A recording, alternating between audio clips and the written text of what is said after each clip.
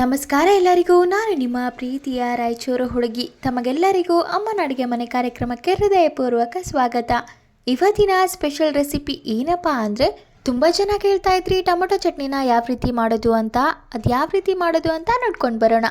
ಮೊದಲಿಗೆ ಈ ಟೊಮೊಟೊ ಚಟ್ನಿನ ಮಾಡಲಿಕ್ಕೆ 1 kgಯಷ್ಟು ತುಂಬ ಕೆಂಪಗಾಗಿರುವಂಥ ಟೊಮೊಟೊನ ತೊಗೊತಾ ಇದ್ದೀನಿ. ಇದು ಜವಾರಿ ಟೊಮೊಟೊ. ನೀವು ಹೈಬ್ರಿಡ್ ಟೊಮೊಟೊಲ್ಲೂ ಕೂಡ ಮಾಡ್ಬೋದು. ಇದು ಸ್ವಲ್ಪ ಹುಳಿ ಇರೋದ್ರಿಂದ ಈ ಟೊಮೊಟೊನ ಬಳಸ್ಕೊತಾ ಇದ್ದೀನಿ. ಈ ಟೊಮೊಟೊನ ಸ್ವಚ್ಛವಾಗಿ 2 ರಿಂದ 3 ಬಾರಿ ತೊಳೆದು ಅದಾದಮೇಲೆ ಅದನ್ನು ಒಂದು ಬಟ್ಟೆಯಿಂದ ನೀಟಾಗಿ ಒರೆಸ್ಕೋಬೇಕು. ಟೊಮೊಟೊ ಮೇಲೆ ಒಂಚೂರು ಕೂಡ ನೀರಿನ ಅಂಶ ಇರಬಾರ್ದು. ಅದಾದಮೇಲೆ ಈ ರೀತಿ ಒಂದು ಟೊಮೊಟೊಲ್ಲಿ 8 ಭಾಗಗಳನ್ನಾಗಿ ಕಟ್ ಮಾಡ್ಕೊತಾ ಇದ್ದೀನಿ. ನೀವು ಇನ್ನೂ ಚಿಕ್ಕದಾಗಿ ಕೂಡ ಕಟ್ ಮಾಡ್ಕೋಬೋದು ಅಥವಾ 1ರಲ್ಲಿ 4 ಭಾಗಗಳನ್ನಾಗಿ ಕೂಡ ಮಾಡ್ಕೋಬೋದು. ನೋಡಿ, ಎಲ್ಲ ಟೊಮೊಟೊಗಳನ್ನು ಈ ರೀತಿ ಕಟ್ ಮಾಡಿ ಎತ್ತಿಟ್ಕೋಬೇಕು. ಅದೇ ರೀತಿಯಾಗಿ ಮತ್ತೊಂದು ಕಡೆ 1 ಕಪ್ಪಷ್ಟು ಬೆಳ್ಳುಳ್ಳಿ ಹೆಸಳನ್ನು ಸಿಪ್ಪೆ ತೆಗೆದು ಎತ್ತಿಟ್ಕೊತಾ ಇದ್ದೀನಿ. ಹಾಗೆ ಒಂದು ಸ್ವಲ್ಪ ಹುಣಸೆ ಹಣ್ಣನ್ನು ಕೂಡ ತೊಗೊತಾ ಇದ್ದೀನಿ. ಹುಣಸೆ ಹಣ್ಣನ್ನು ನೀವು ಟೊಮೆಟೊ ಎಷ್ಟು ಕ್ವಾಂಟಿಟಿಯಲ್ಲಿ ತೊಗೊಂಡಿರ್ತೀರ ಅನ್ನೋದ್ರ ಮೇಲೆ ಹಾಕ್ಕೋಬೇಕಾಗುತ್ತೆ. ನಾನು ತೊಗೊಂಡಿರೋ ಟೊಮೆಟೊ ಕ್ವಾಂಟಿಟಿಗೆ ಇಷ್ಟು ಸಾಕಾಗುತ್ತೆ. ಹಾಗೆ 2 ರಿಂದ 3 ಟೇಬಲ್ ಸ್ಪೂನಷ್ಟು ಸಾಸಿವೆ ಕಾಳನ್ನು ತೊಗೊತಾ ಇದ್ದೀನಿ. ಹಾಗೆ ಅರ್ಧ ಟೇಬಲ್ ಸ್ಪೂನಷ್ಟು ಮೆಂತ್ಯ ಕಾಳನ್ನು ತೊಗೊತಾ ಇದ್ದೀನಿ. ಹಾಗೆ ಮತ್ತೊಂದು ಕಡೆ ಒಂದು ಕಡಾಯಿ ಕೂಡ ಕಾಯಲಿಕ್ಕೆ ಇಟ್ಟಿದ್ದೀನಿ. ಕಡಾಯಿ ಇನ್ನೇನು ಕಾದಾಗಿದೆ ಅಂದಮೇಲೆ ಮುಂಚೆನೇ ತೊಗೊಂಡಿರುವಂತಹ ಸಾಸಿವೆ ಕಾಳನ್ನು ಹಾಕ್ಕೊಂಡು ಅದು ಚಟಪಟ ಅನ್ನೋವರೆಗೂ ಹುರ್ಕೋಬೇಕು. ಹಾಗೆ ಕೊನೆ ಹಂತದಲ್ಲಿ ಸ್ವಲ್ಪ ಮೆಂತ್ಯ ಕಾಳನ್ನು ಹಾಕ್ಕೊಂಡು ಅದು ಸ್ವಲ್ಪ ಫ್ರೈ ಆಗೋ ತನಕ ಅದನ್ನು ಹುರ್ಕೊಂಡ್ರೆ ಸಾಕಾಗುತ್ತೆ. ಇವೆರಡನ್ನು ಹುರಿದ ಆದಮೇಲೆ ಅದನ್ನು ಕಂಪ್ಲೀಟಾಗಿ ತಣ್ಣಗಾಗಲಿಕ್ಕೆ ಬಿಡಬೇಕು. ಅದಾದಮೇಲೆ ಫೈನ್ ಪೌಡರ್ ಆಗಿ ಮಾಡಿ ಎತ್ತಿಟ್ಕೋಬೇಕು.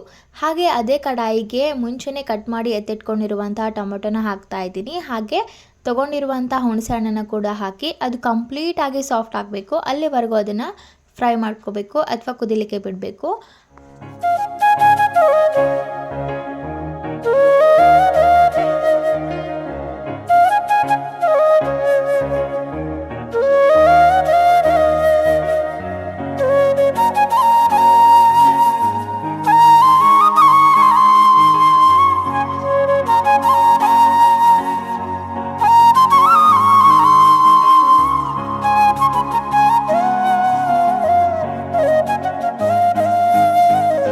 ನೋಡಿ, ಆಲ್ರೆಡಿ ಟೊಮೆಟೊ ಎಲ್ಲ ತುಂಬಾ ಸಾಫ್ಟ್ ಆಗಿದೆ. ಇದೇ ಹಂತದಲ್ಲಿ ಫ್ಲೇಮ್ನ ಆಫ್ ಮಾಡಿಕೊಂಡು ಇದು ಕಂಪ್ಲೀಟಾಗಿ ತಣ್ಣಗಾಗೋವರೆಗೂ ಬಿಟ್ಬಿಡಿ. ಅದಾದಮೇಲೆ ಅದನ್ನು ಒಂದು ಮಿಕ್ಸಿ ಜಾರ್ಗೆ ಹಾಕ್ಕೋಬೇಕು. ಇರೋದೆಲ್ಲದು ಮಿಕ್ಸಿ ಜಾರಿಗೆ ಹಾಕಿ ಅದಕ್ಕೆ ಮುಂಚೆನೇ ತೊಗೊಂಡಿರುವಂತಹ ಅರ್ಧದಷ್ಟು ಬೆಳ್ಳುಳ್ಳಿನ ಇದೇ ಹಂತದಲ್ಲಿ ಹಾಕ್ತಾ ಇದ್ದೀನಿ. ಹಾಗೆ ರುಚಿಗೆ ತಕ್ಕಷ್ಟು ಉಪ್ಪು ಮತ್ತು ಅಚ್ಕಾರದ ಪುಡಿನ ಹಾಕ್ತಾ ಇದ್ದೀನಿ. ಇವೆಲ್ಲವನ್ನು ಹಾಕಿ ನುಣ್ಣಗೆ ರುಬ್ಕೋಬೇಕು. ನೋಡಿ, ಆಲ್ರೆಡಿ ಎಲ್ಲನೂ ತುಂಬ ಚೆನ್ನಾಗಿ ರುಬ್ಬಿದ್ದು ಆಗಿದೆ. ಹಾಗೆ ಮತ್ತೊಂದು ಕಡೆ ಒಂದು ಪಾತ್ರೆ ಕೂಡ ಕಾಯಲಿಕ್ಕೆ ಇಟ್ಟಿದ್ದೆ. ಆ ಪಾತ್ರೆಗೆ 5 ರಿಂದ 6 ಟೇಬಲ್ ಸ್ಪೂನಷ್ಟು ಎಣ್ಣೆನ ಹಾಕ್ಕೋಬೇಕು. ಎಣ್ಣೆ ಇನ್ನೇನು ಕಾದಾಗಿದೆ ಅಂದಮೇಲೆ ಅರ್ಧ ಟೇಬಲ್ ಸ್ಪೂನ್ ಜೀರಿಗೆ, ಅರ್ಧ ಟೇಬಲ್ ಸ್ಪೂನ್ ಸಾಸಿವೆನ ಹಾಕ್ಕೋಬೇಕು. ಜೀರಿಗೆ ಸಾಸಿವೆ ಚಟಪಟ ಅಂದಮೇಲೆ ಸ್ವಲ್ಪ ಕರಿಬೇವನ್ನ ಹಾಕ್ಕೊಂಡು ಫ್ರೈ ಮಾಡ್ಕೋಬೇಕು.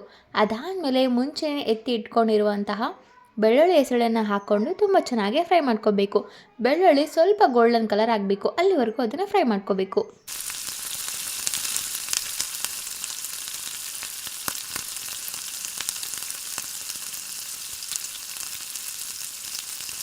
ನೋಡಿ, ಆಲ್ರೆಡಿ ಬೆಳ್ಳುಳ್ಳಿ ಎಲ್ಲ ತುಂಬ ಚೆನ್ನಾಗಿ ಫ್ರೈ ಆಗಿದೆ. ಇದೇ ಹಂತದಲ್ಲಿ ನಾವು ಮುಂಚೆನೇ ರುಬ್ಬಿ ಇಟ್ಕೊಂಡಿರುವಂತಹ ಟೊಮೆಟೊ ಮಿಶ್ರಣವನ್ನು ಹಾಕಿ ತುಂಬ ಚೆನ್ನಾಗಿ ಕಲಿಸ್ಕೋಬೇಕು.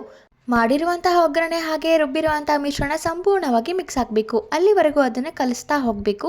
ಇದನ್ನು ಕಂಪ್ಲೀಟಾಗಿ ಲೋ ಫ್ಲೇಮಲ್ಲಿಟ್ಟು ಮಾಡಿ. ಏನಕ್ಕಂದರೆ ಕೆಳಗಡೆ ತಳ ಹಿಡಿಯುತ್ತೆ. ಹಾಗಾಗಿ ಇದನ್ನು ಏನಿಲ್ಲ ಅಂದರೂ ಒಂದು 5 ರಿಂದ 6 ನಿಮಿಷ ಲೋ ಫ್ಲೇಮಲ್ಲಿಟ್ಟು ತುಂಬ ಚೆನ್ನಾಗಿ ಕುದಿಸ್ಕೋಬೇಕು. ಹಾಗೆ ಇದೇ ಹಂತದಲ್ಲಿ ನಾವು ಮುಂಚೆನೇ ಹುರಿದು ಇಟ್ಕೊಂಡಿರುವಂತಹ ಸಾಸಿವೆ ಮತ್ತು ಮೆಂತ್ಯ ಕಾಳನ್ನು ಫೈನ್ ಆಗಿ ಪೌಡರ್ ಮಾಡಿಕೊಂಡು ಎತ್ತಿಟ್ಕೊಂಡಿದ್ವಿ. ಆ ಪೌಡರ್ನ 1 ಟೇಬಲ್ ಸ್ಪೂನಷ್ಟು ಇದೇ ಹಂತದಲ್ಲಿ ಹಾಕಿ ತುಂಬ ಚೆನ್ನಾಗಿ ಕಲಿಸ್ಕೋಬೇಕು. ಅದಾದಮೇಲೆ ನೀವೇ ನೋಡ್ತಿರ್ಬೋದು ಎಷ್ಟು ಸಖತ್ತಾಗಿ ಎಣ್ಣೆ ಬಿಡಲಿಕ್ಕೆ ಸ್ಟಾರ್ಟ್ ಆಗಿದೆ ಅಂತ.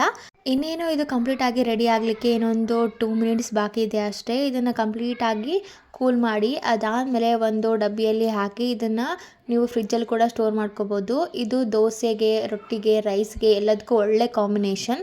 ಸಖತ್ ಟೇಸ್ಟಿ ಆಗಿರುತ್ತೆ. ಒಮ್ಮೆ ಟ್ರೈ ಮಾಡಿ. ಇದಾಗಿತ್ತು ಇವತ್ತಿನ ಸ್ಪೆಷಲ್ ಟೊಮೊಟೊ ಚಟ್ನಿ ರೆಸಿಪಿ. ಈ ರೆಸಿಪಿ ನಿಮಗೇನಾದರೂ ಇಷ್ಟ ಆಗಿದ್ದರೆ ಅಮ್ಮನ ಅಡುಗೆ ಮನೆ ಯೂಟ್ಯೂಬ್ ಚಾನಲನ್ನು ಲೈಕ್ ಮಾಡಿ, ಶೇರ್ ಮಾಡಿ, ಕಮೆಂಟ್ ಮಾಡಿ, ಹಾಗೆ ಸಬ್ಸ್ಕ್ರೈಬ್ ಮಾಡಿ. ಧನ್ಯವಾದಗಳು.